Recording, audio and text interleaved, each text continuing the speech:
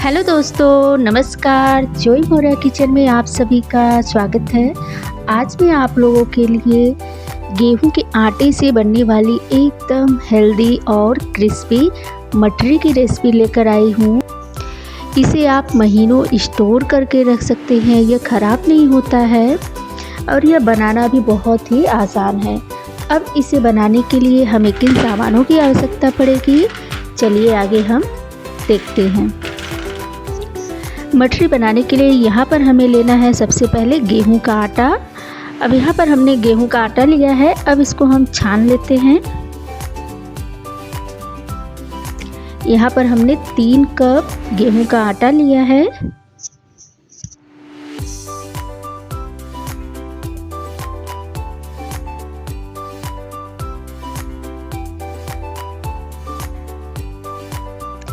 अब इसमें हम डालेंगे हाफ टी स्पून खड़ा जीरा, 1 टीस्पून अजवाइन। अब इसको हम क्रश करके डालेंगे।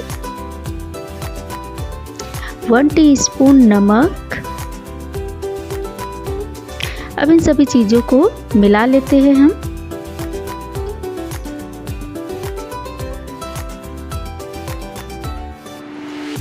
इन्हें मिलाने के बाद अब इसमें हम मोयम देंगे। उसके लिए यहाँ पर हमने 4 चम्मच रिफाइंड ऑयल का इस्तेमाल किया है।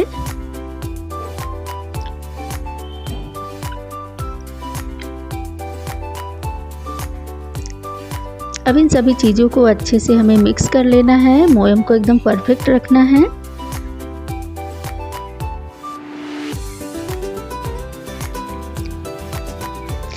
मिलाने के बाद हमने यहाँ पर चेक किया, अभी इसमें मोयम कम है क्योंकि यह अच्छे से बाइंड नहीं हो रहा है। इसके लिए यहाँ पर हम 2 चम्मच तेल और डालेंगे। अब वापस से फिर से इसको अच्छे से हम आटे में मिला लेते हैं।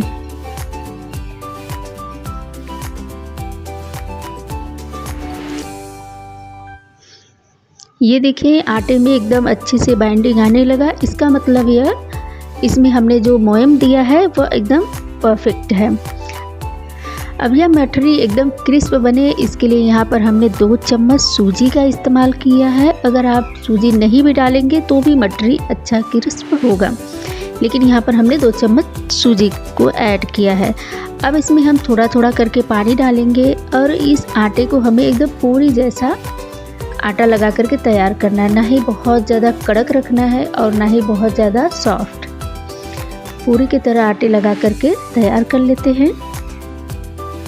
ये देखिए आटा हमने लगा करके तैयार कर लिया है, यह एकदम परफेक्ट है। यहाँ पर हमें आटे को बहुत ज़्यादा रेस्ट वगैरह देने की ज़रूरत नहीं है, हम तुरंत इसको बना करके तैयार कर सकते हैं। अब इस आटे का हम 2 भाग करेंगे। अब एक भाग को ले करके किचन प्लेटफॉर्म पर ही हम इसको एक बड़ी रोटी बना करके तैयार करेंगे।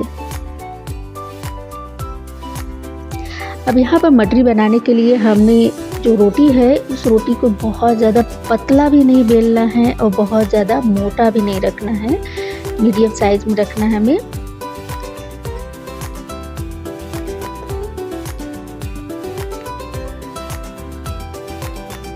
यहाँ पर हमने रोटी बना करके तैयार कर लिया है। अब लेंगे हम एक फोक। अब उससे हम इस रोटी में चारों तरफ अच्छे से फोक कर लेंगे।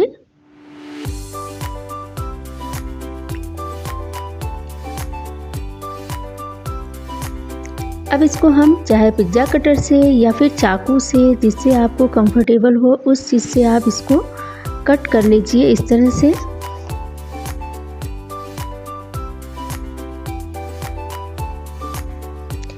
अब इसे आप किसी भी शेप में रख सकते हैं, स्क्वायर शेप या डायमंड शेप में।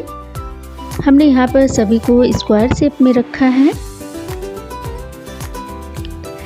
अब यहाँ पर हमने मटरी को काट लिया है। अब चाकू की मदद से इसे हम छुड़ा लेते हैं।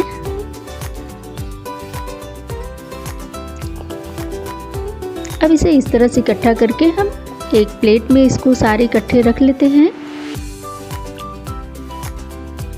अब यहाँ पर गैस पे हमने तेल पहले से रख दिया था गरम होने के लिए। यह तेल अच्छे से गरम हो चुका है। अब इसमें हम इस मटरी को डालेंगे। मटरी को डालने के बाद इसे हमें तुरंत ही चला लेना है, जिससे क्या होता है कि आपस में चिपके हुए मटरी वो अलग हो जाते हैं। शुरुआत में फ्लेम को थोड़ा सा हाई रखिए, फिर 1 मिनट के बाद इस फ्लेम को थोड़ी सी कम कर दीजिए। फिर उसके बाद इसे हमें एकदम क्रिस्प होने तक फ्राई कर लेना है। ये देखिए, यह मटरी अच्छे से ब्राउन कलर भी आ गया है और यह बहुत अच्छे से क्रिस्प हो चुका है। अब इसको हम बाहर निकाल लेते हैं।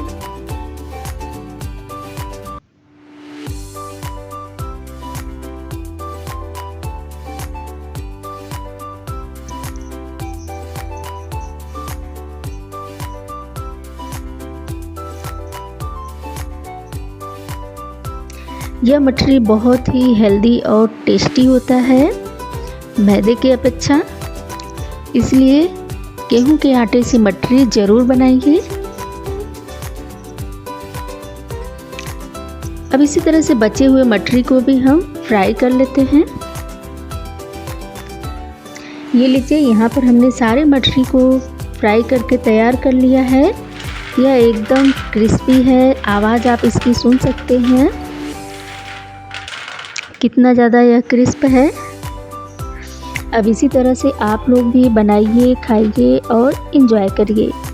अब इसी तरह की नई नई रेसिपी देखने के लिए मेरे चैनल को सब्सक्राइब करिए और ढेर सारे लोगों में शेयर करिए। अब मिलते हैं नेक्स्ट वीडियो में, तब तक के लिए बाय बाय, टेक केयर।